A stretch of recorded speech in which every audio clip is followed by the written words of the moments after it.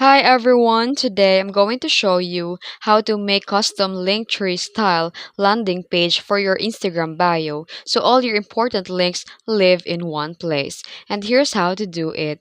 First, go to a Linktree app and sign up for a free account. And once logged in, tap Add New Link and enter title and the URL. Here you can also add as many links as you need, reorder them with drag and drop.